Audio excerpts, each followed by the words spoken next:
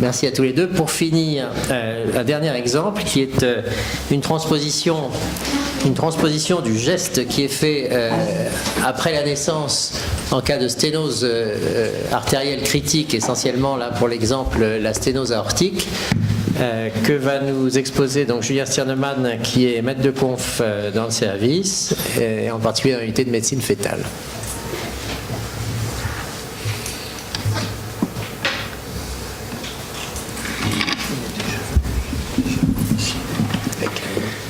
Et bonjour à tous et encore une fois merci pour l'invitation, extrêmement honoré de pouvoir vous présenter tous ces travaux. Je vais vous parler globalement de ce qu'on peut faire en cardiologie, et on est dans les choses qui sont à la frontière entre ce qui est de la recherche et de ce qui est du soin, comme dans le même cadre que vous a présenté Yves au début.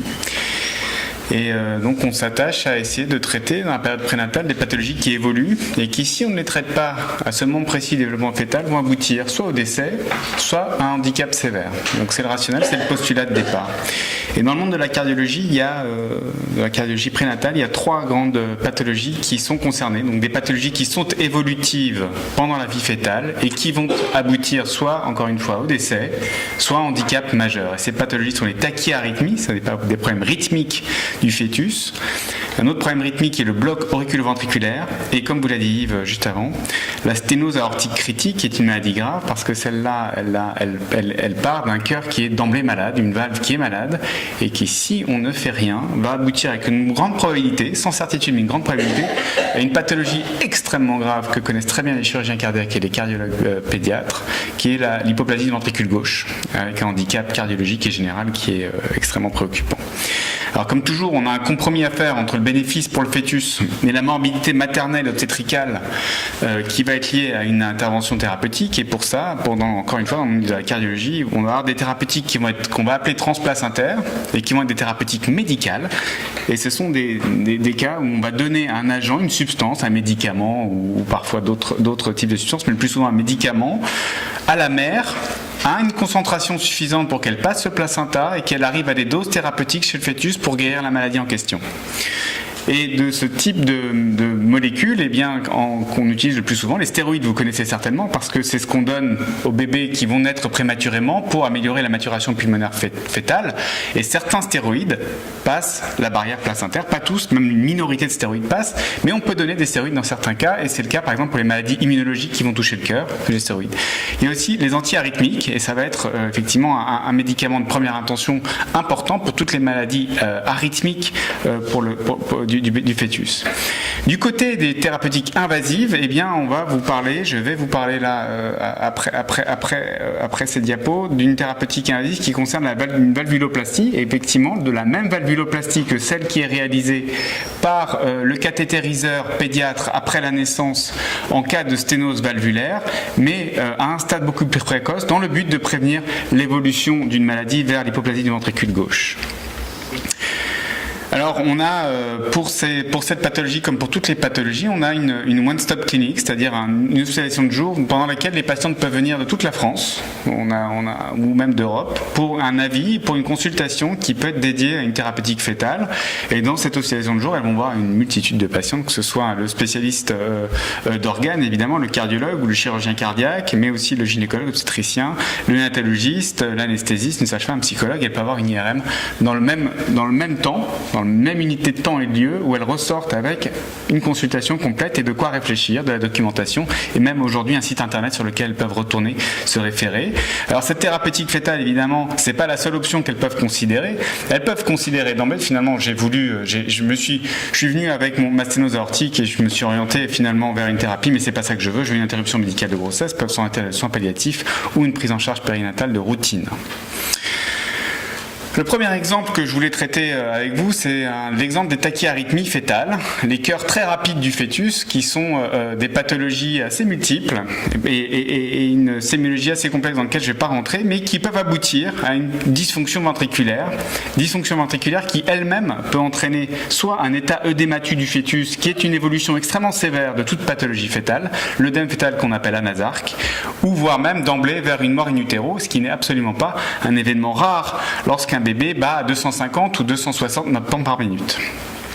On a tout un tas de traitements qui existent médicamenteux, dont on connaît un certain passage transplacentaire qui peuvent être utilisés afin de réduire ces maladies rythmiques du cœur fœtal. C'est la digoxine, la flécaïne, qui sont des médicaments qui sont des médicaments bien connus. Le sotalol, qui est un bêta-bloquant, et puis l'amiodarone, qui est évidemment pas un médicament récent, et qui est un médicament qui est extrêmement chargé en iode et qui va lui-même avoir ses problèmes, je vais vous en parler.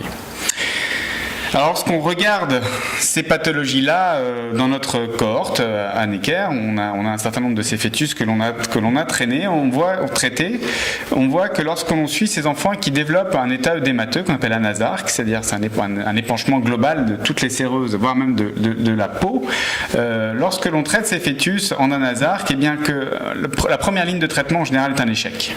On n'a que 14% de réduction après une ligne de traitement lorsque le bébé est en œdème. Lorsque on utilise une deuxième ligne de traitement, une combinaison, un médicament plus agressif, on n'a pas beaucoup plus de succès. Et quand on a la troisième ligne et qu'on est en général en train d'utiliser un médicament plein d'iode qui est l'amiodarone, on arrive à un peu plus de succès. Mais vous voyez qu'au total, on a plus d'un tiers de nos enfants qui vont naître avec un œdème qui va empêcher les réanimateurs néonatologistes de prendre en charge correctement ces enfants, avec un cœur qui va battre à 260 et possiblement prématuré dans un tiers des cas. Donc ces thérapeutiques, elles ne sont pas très efficaces, d'autant plus que du coup, on va avoir un certain nombre de décès in utero qui vont être liés à l'inefficacité du traitement médicamenteux et de l'aggravation de la pathologie, soit parce que la maladie est rebelle au traitement médicamenteux et l'action pharmacologique n'est pas suffisante, soit parce que ce bébé est en anasarque et qu'il a une surface de dilution qui n'est pas contrôlée par le dosage habituel et qui va aboutir à une aggravation de la maladie. Par ailleurs, ces médicaments ne sont pas bénins. Ces médicaments ont des effets pharmacologiques à la fois sur la mère et sur le fœtus, et en particulier, si on revient au plus lourd d'entre eux, qui est l'amiodarone. Alors l'amiodarone chez l'adulte, c'est un médicament qu'on peut utiliser assez simplement, mais chez le fœtus, son application sur la thyroïde fœtale est importante parce que tout goitre fœtal ou hypoplasie hypoplasie fonctionnelle de la thyroïde fœtale va avoir une répercussion potentielle sur le développement cérébral et cognitif de l'enfant. Un enfant qui a une aplasie de la thyroïde est un enfant qui a un avenir cognitif plus que sombre. Et donc on est de temps en temps en face d'une impasse thérapeutique qui nous fait parfois nous poser des questions, comme c'est le cas sur la prise en charge qu'on a proposée à ce bébé que je vous montre ici. Il s'agit d'un fœtus qui avait donc une tachyarrhythmie extrêmement rapide, rebelle à tout traitement pharmacologique au bout de 3 lignes de traitement et même d'amiodarone. On a décidé d'utiliser une procédure particulièrement invasive qui est la même que celle que l'on propose lorsqu'on doit mettre un petit ballonnet dans la trachée. On va mettre un fétoscope cette fois-ci dans l'œsophage du fœtus et utiliser exactement, encore une fois, en copie ce que font les réanimateurs cardiologistes après la naissance, de mettre une petite sonde d'entraînement d'électrostimulation transœsophagienne dans l'œsophage du fœtus, relié à un pacemaker pour faire une cardioversion du trouble du rythme et potentiellement guérir ce trouble du rythme. Alors là, sur la vidéo, on est dans l'œsophage. Et puis une fois qu'on a introduit une canule dans l'œsophage sous contrôle visuel, sous contrôle fétoscopique, le dispositif est moins de 3 mm, on retire la canule et puis on met en place cette petite sonde d'entraînement d'électrophysiologie dans l'œsophage, comme c'est montré ici, juste derrière l'oreillette gauche, qui est l'endroit, et on peut contrôler ça sous échographie, qui est l'endroit optimal, et c'est comme ça que font les cardiologues après la naissance, lorsqu'il y a un tel trouble du rythme, en particulier après une chirurgie cardiaque. Ensuite, la procédure est celle qu'on appelle un overriding, c'est-à-dire qu'on va stimuler à une fréquence bien plus élevée les oreillettes, et on en voit tout à fait l'effet sur l'échographie qui est réalisée en péropératoire, et ce qui aboutit dans ce cas-là à une réduction complète du trouble du rythme 1 heure après. Ce fœtus qu'on avait traité à 29 semaines d'aménorrhée n'a jamais récidivé son trouble du rythme, a résorbé ses œdèmes et est né par voie naturelle à terme d'un bébé qui n'a eu aucun autre traitement. On a récidivé ce traitement sur une autre forme de trouble du rythme, on a eu moins de succès, c'est-à-dire que le fœtus a été guéri, mais pas immédiatement, et probablement plus par l'action pharmacologique des médicaments qu'on avait donnés conjointement dans le péritoine que par l'effet de la cardioversion transœsophagienne. Autre forme de pathologie pour laquelle on cherche à améliorer les traitements médicaux qui existent actuellement, et vous allez voir qu'ils sont assez pauvres, c'est le bloc auriculoventriculaire congénital. Le bloc auriculo-ventriculaire congénital a deux origines. Il peut être soit d'origine malformative liée à une malformation cardiaque qui entraîne une destruction du faisceau de His, et à ce moment-là, il n'y a vraiment en réalité rien à faire.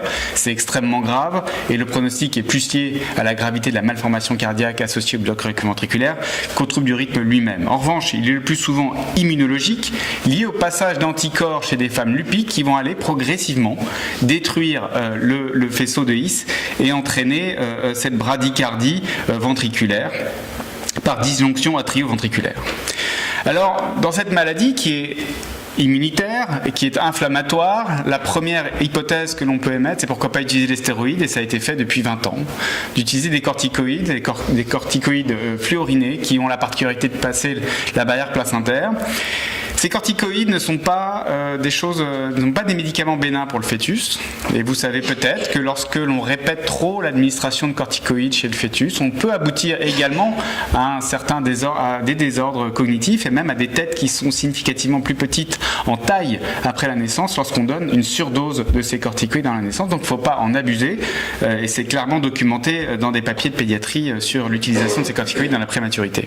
Néanmoins, ils ont été utilisés et surtout ils ont été utilisés et on a montré qu'il n'y avait aucune efficacité, que ce soit pour améliorer le pronostic de ces blocs auriculo-ventriculaires complets où il y a une disjonction complète entre le rythme des oreillettes et des ventricules, ou que ce soit pour limiter le passage dans un bloc auriculo-ventriculaire du 2e degré à un grade plus sévère du 3e degré. Ça n'a pas non plus d'efficacité. Donc aujourd'hui, je crois qu'on est dans une impasse médicamenteuse dans la gestion de ces blocs auriculo-ventriculaires complètes, si bien qu'on est dans des cas où, comme vous l'a dit Yves, on a de temps en temps on a besoin, pour des enfants qui sont encore une fois en anasarque et qui sont dans un état de hémodynamique extrêmement précaire, d'avoir recours à des traitements extrêmement invasifs que sont par exemple la réalisation d'une chirurgie en exit sur circulation placentaire, et dans ce cas-là à 33 semaines sur un bébé en anasarque. Et vous voyez que si on revient au début de la vidéo, vous voyez le fœtus qui bat à 40 battements par minute. Regardez bien ici le péricarde, vous voyez le rythme cardiaque ici sous ma petite flèche, et puis vous voyez qu'après l'implantation d'une première électrode, vous voyez le rythme cardiaque qui est remis à 120 ou 130. Et c'est Pascal Voué qui avait réalisé cette intervention avec nous, et puis on avait réussi à entraîner ce fœtus. Ce fœtus est décédé, ce nouveau-né est décédé après la naissance essentiellement d'insuffisance cardiaque parce que le myocarde était extrêmement malade, ce qui correspondait à son état d'anasarque prénatal. Mais néanmoins, sur le plan de la technique, c'est quelque chose que l'on peut éventuellement garder lorsque la situation est quasi désespérée, comme c'était le cas de cet enfant.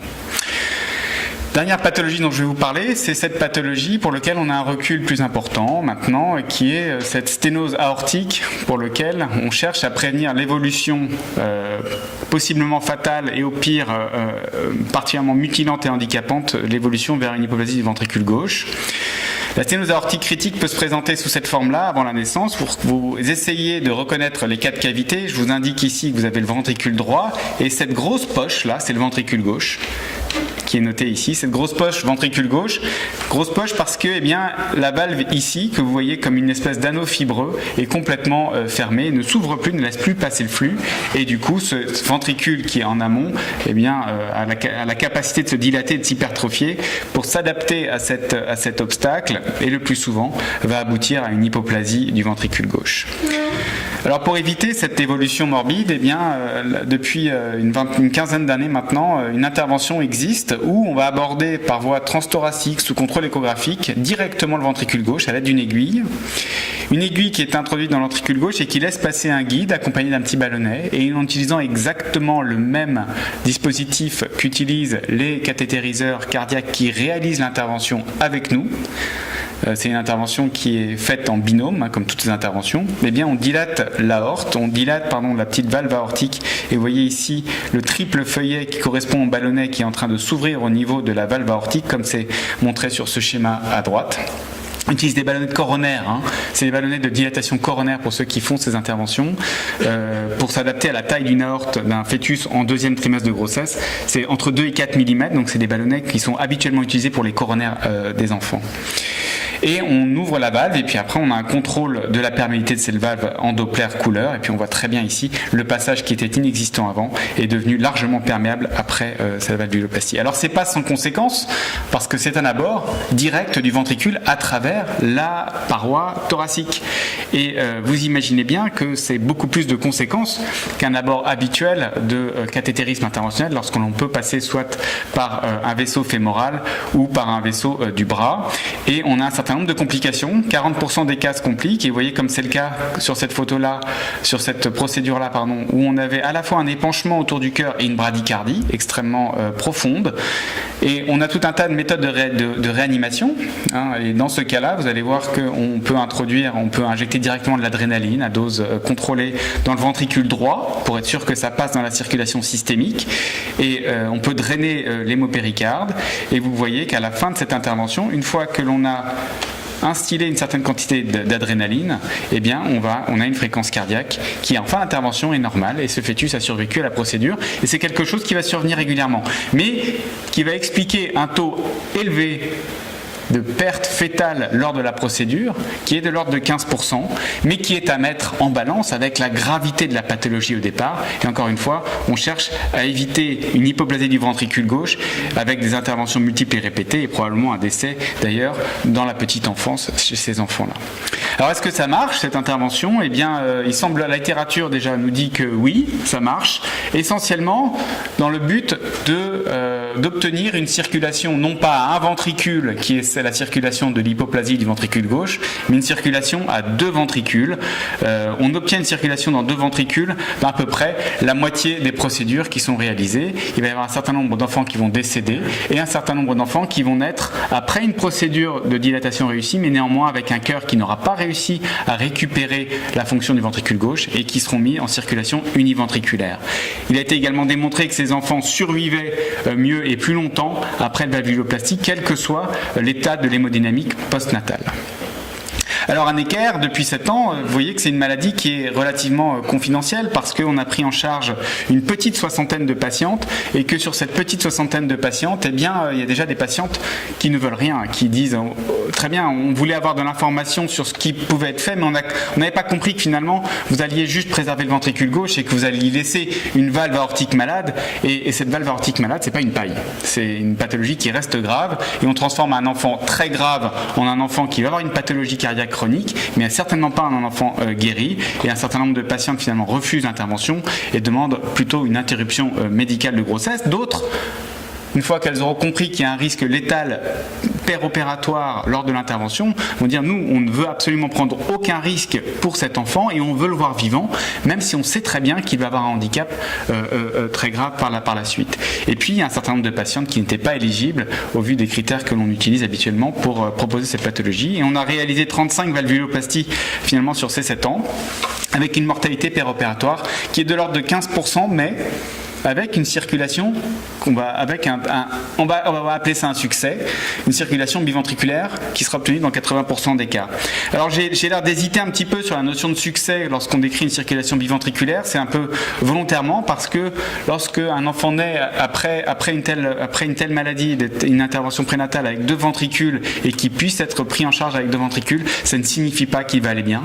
Et je vais vous montrer 2 dossiers qui illustrent ça. Cet enfant a ce ventricule-là qui est figé, ventricule gauche complètement figé, un ventricule droit, vous voyez, qui bat très bien, mais le ventricule gauche figé, complètement occlu par l'obstacle. Une procédure qui ne bouge pas, c'est pas grave, en tout cas qui se passe bien. Et puis vous voyez un cœur qui est en fin de grossesse à 33 semaines. On n'en voit plus de traces de cette maladie prénatale après la valvuloplastie. Cet enfant est né, il a aujourd'hui plus d'1 an, la diapo date un peu, et il va très bien. Un dossier qui ressemble exactement à celui-là, vous voyez ici un ventricule gauche complètement figé, une procédure qui se passe parfaitement bien et on documente toutes nos procédures, on enregistre toutes nos procédures pour les revoir a posteriori. Un ventricule, un cœur qui, au même terme, à 7 mois et demi, est un cœur qui paraît se contracter parfaitement bien. Et pour autant, 2 dossiers similaires cet enfant naît, a une valvuloplastie postnatale comme le premier, mais finalement une valve mitrale extrêmement malade. Il est nécessaire de réaliser un remplacement valvulaire mitral par une valve mécanique néonatale, ce qui est une intervention extrêmement morbide, et il y a une défaillance cardiaque et un décès à 14 jours. Donc, dans le conseil, oui, on a toujours un rationnel, parce qu'on sait qu'ils survivent plus longtemps et on sait qu'on va gagner sur les ventricules gauches, mais certainement il faut garder en tête que quand on conseille les patients, le succès technique de la valvuloplastie prénatale n'est pas suffisant pour dire que tout va aller bien, que la croissance et la fonction du ventricule gauche ne sont pas suffisants non plus pour dire que tout va aller bien, qu'obtenir une circulation biventriculaire n'est pas la seule composante de l'issue et que le conseil prénatal préopératoire doit tenir compte de toutes ces incertitudes. Aujourd'hui, nos efforts s'attachent à affiner les indications et à déterminer les critères de bonne évolution post-opératoire. Je vous remercie beaucoup.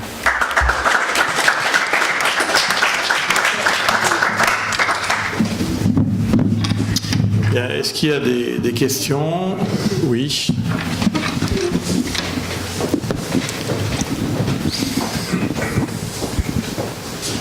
Oui, Gérard Pascal, merci pour votre présentation, c'est vraiment très bien aussi, comme toutes les présentations d'ailleurs aujourd'hui que je trouve vraiment remarquables. J'en viens sur votre dernier chapitre là, des valvuloplasties. 15%, c'est-à-dire si j'ai bien compté sur les 35 que vous avez pris, il y a 6 ou 7 morts. Et plus que ça, oui, parce que c'est sur 60. Ouais. Ouais. Ce qui fait quand même beaucoup, même si, comme vous avez insisté évidemment sur ça, il faut tenir compte du rapport bénéfice-risque, naturellement. Et ma question est la suivante, est-ce que vous voyez des perspectives d'amélioration de vos résultats en termes techniques?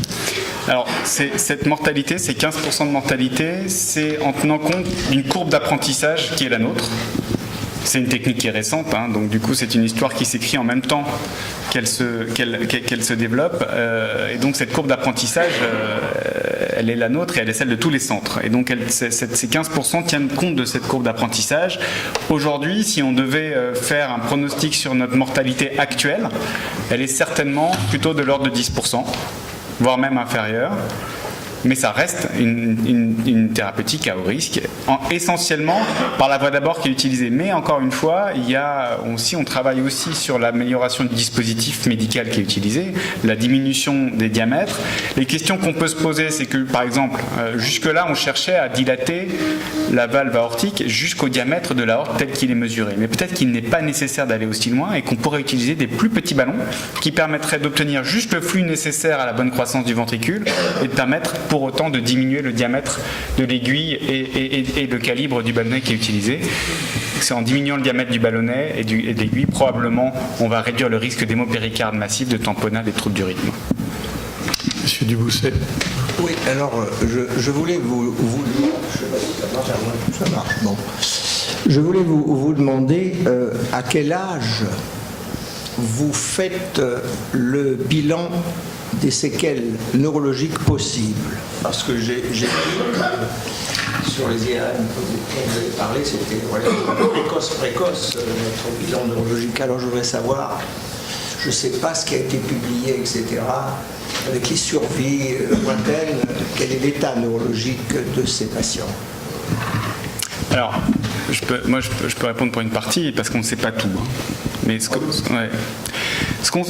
on prend en charge des fœtus, essentiellement la majorité de ce qui est fait sont des fœtus du deuxième trimestre. D'accord ? Ce sont des thérapeutiques qui sont, disons, de la première moitié de la grossesse. Une fois qu'on a pris en charge, qu'on a opéré un fœtus en première moitié de grossesse, eh bien, on a un certain temps, avant la naissance déjà, pour faire le bilan. Et par exemple, on sait aujourd'hui que 2% des fœtus qui vont être opérés pour un syndrome transfuseur transfusé, seulement 2% vont avoir une anomalie découverte à l'IRM pour lequel on pourra se poser la question d'anomalie de développement ultérieur. Moi, ce qui m'intéresse, c'est après.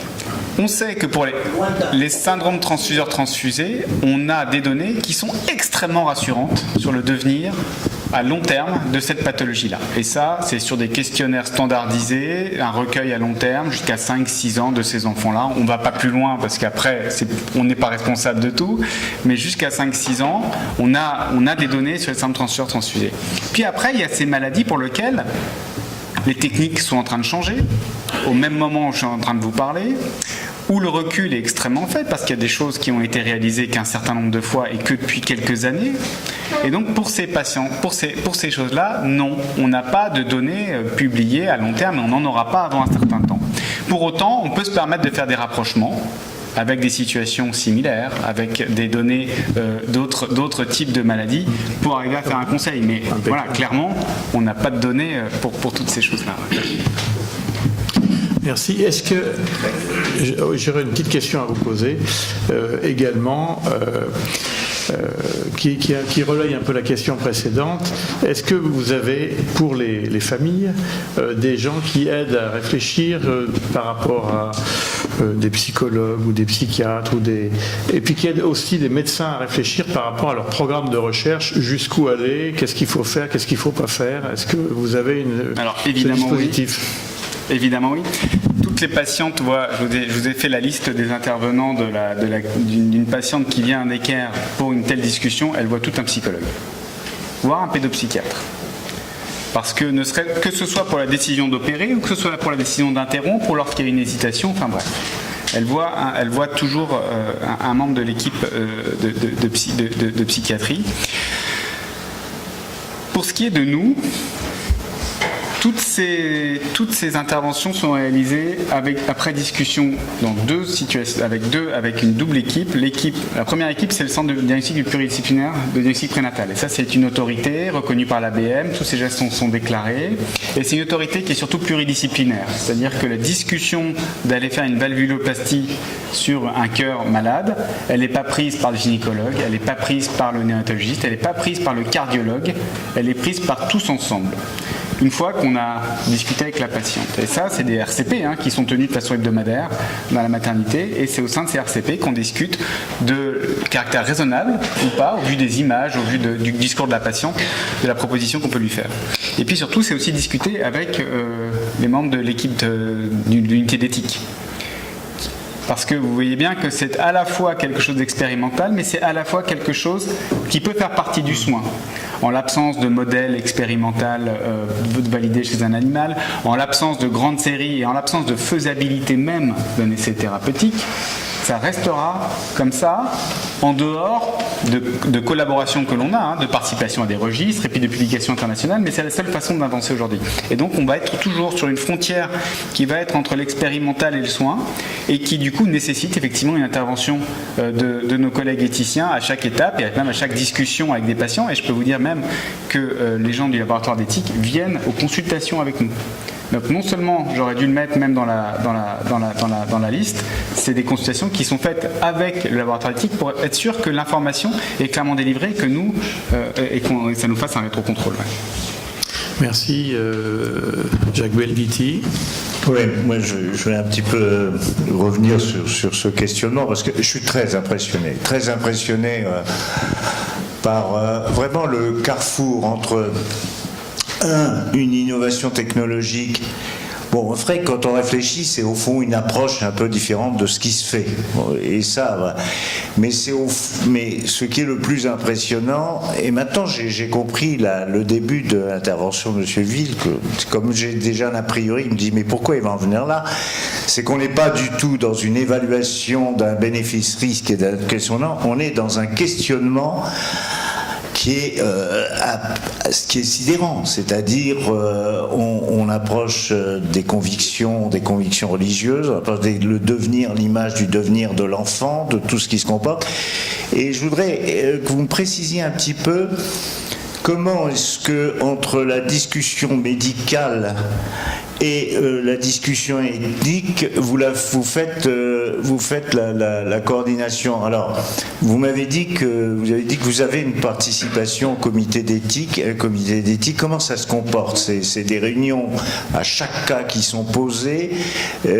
Qui fait partie de ce comité d'éthique? Voilà. Mais en tous les cas, moi je suis fasciné et bravo. Alors, c'est une question alors du coup? Oui, il y a une question. Non, mais d'abord, il ne faut pas vous impressionner, je suis fasciné, mais je voudrais que vous alliez un tout petit peu plus loin sur l'articulation entre le comité d'éthique, où c'est une cellule d'éthique, comment ça se passe, puisque c'est un cas qui est présenté. Chaque cas est présenté ou c'est Alors, chaque cas est présenté en RCP, multidisciplinaire, d'accord. À ces RCP, la présence de l'éthicien est fréquente. D'accord, je ne sais pas si elle est systématique, mais la présence de l'éthicien, quel qu'il soit, est fréquente. Lorsque, en revanche, il y a des cas qui peuvent être litigieux, par exemple les valvuloplasties, par tout ce qui peut être de l'ordre de l'expérimental, eh bien tous ces cas seront discutés au cas par cas avec l'éthicien. Je vous ai dit, avec l'éthicien, c'est-à-dire un membre du comité d'éthique ou un membre de l'unité d'éthique de l'hôpital Necker. Et ces cas font même parfois l'objet d'une consultation avec la présence d'un membre du comité d'éthique lors de la consultation médicale avec les parents. Alors, je vais peut-être expliquer dans le tas. Vous ne fonctionnez pas comme fonctionne la cellule de Cochin de Véronique Fournier, qui a une commission d'éthique devant laquelle on présente le cas. D'accord. Non. Et puis surtout, je ne connais pas la temporalité de ce fonctionnement-là. C'est-à-dire que les décisions doivent être prises dans la semaine. Et donc du coup, on a un accès qui est beaucoup plus rapide. On appelle, on dit on a un problème, on se voit quand, dans 2 jours, ou lors de la réunion de concertation, ou alors même lors de la prochaine consultation, et puis ils viennent. Hubert Joannet. Oui, merci pour la qualité de vos communications. Est-ce que vous pouvez détailler un peu le concept de one-stop clinic? Alors, pas tellement l'organisation elle-même, mais il y a beaucoup d'unités qui font ça en France. Est-ce que, par exemple, quand on a une échographie à Poitiers et que l'échographiste dit il y a un problème, vous devez prendre un avis, on peut accéder facilement? Ça représente combien de patientes? Est-ce que vous pouvez nous expliquer un petit peu ça? Oui, bien sûr. Oui. Si vous voulez, c'est un fonctionnement d'hôpital de jour, mais qui est organisé. Donc ça peut être organisé en moins de 48 heures, où on va avoir les gestes de diagnostic. On ne va pas faire les interventions dans la journée, évidemment. Mais les gestes de diagnostic, par exemple de réaliser une amyosynthèse pour faire le bilan du karyotype, on peut avoir besoin de ça avant d'opérer, par exemple. On peut faire une IRM, on peut avoir l'ensemble des intervenants et avoir une synthèse. Et ça, c'est quelque chose qui est organisé dans les 48 heures qui précèdent le rendez-vous. On a un secrétariat qui est dédié et qui permettent d'avoir un avis définitif sur une pathologie, sur éligibilité ou pas à un programme de recherche, éligibilité ou pas à une intervention in-utero. Et puis après, ça peut être aussi un avis, un simple avis qui peut aboutir à ça. Et ça ne concerne pas du tout que les cardiopathies, c'est toutes les pathologies à prise en charge prénatale qui sont éligibles à ça, bien sûr. Ça fonctionne un peu comme ce qui est fait en cancéro souvent. On fait tout en une journée, sur le cancer du sein par exemple, c'est très développé. Gérard Pascal. Aussi, je reviens un peu sur Jacques Belghiti, c'est-à-dire que ça fait appel aussi à ce qu'on appelle dans l'humanitaire, je fais pas mal d'humanitaire, aux déterminants socioculturels, pour ne rien se cacher. Et donc, je veux dire que c'est fondamental l'information dans ces cas-là. Le psychologue ne suffit pas, c'est évident. Il faut certainement d'autres personnes, philosophes ou autres, qui interviennent pour aider à la décision. Et puis il y a des interprètes, parce que l'explication n'est pas forcément comprise très bien en langue française ou des choses comme ça. Est-ce que votre âme et conscience, vous vous sentez parfaitement armé dans l'information qui est délivrée sur les incertitudes évolutives concernant les enfants que vous prenez en charge? Enfin, les enfants, fœtus que vous prenez en charge. Quand même, on a tous un petit, pas un doute, mais voyez, évidemment, flotte un peu là, évidemment, il y aura toujours, on n'enlèvera pas tous les doutes. Mais c'est pour ça que cette information doit être partagée par la multidisciplinarité du site. C'est-à-dire que c'est une information qui est délivrée plusieurs fois avec différents langages, en français toujours, mais différents langages médicaux, que ce soit le langage du pédiatre, que ce soit le langage du spécialiste d'organes, que ce soit le langage du gynécologue, que ce soit le langage de la psychologue ou du psychiatre, ou que ce soit le langage de la famille. Vous allez avoir une délivrance de plusieurs facettes, plusieurs approches qui vont aboutir à une compréhension. Si vous me demandez si moi je suis armé, certainement pas, parce que c'est pas moi qui vais faire la majeure partie mais l'ensemble de ce à quoi va avoir accès la patiente lors de ces différents rendez-vous, parce qu'effectivement il y a une consultation en une journée, mais en général ça résout pas tout évidemment. Et il y a plusieurs consultations. Pour ce qui est des patientes qui ne parlent pas français, c'est difficile. Et en général, ces patientes-là sont difficilement éligibles à une stratégie de prise en charge extrêmement active de chirurgie fœtale, parce qu'effectivement on a ce questionnement, est-ce que l'interprète a fait son job, est-ce qu'on est sûr que tout ce qu'on fait passer, tout ce qu'on véhicule habituellement vers une patiente a été véhiculé. Néanmoins on le fait dans certains cas, on le fait dans certains cas de précarité même. Ça a été un dilemme, par exemple, on peut prendre une patiente extrêmement précaire, d'un pays exilé politique, par exemple, qui vit en situation précaire en France et qui a une malformation extrêmement grave.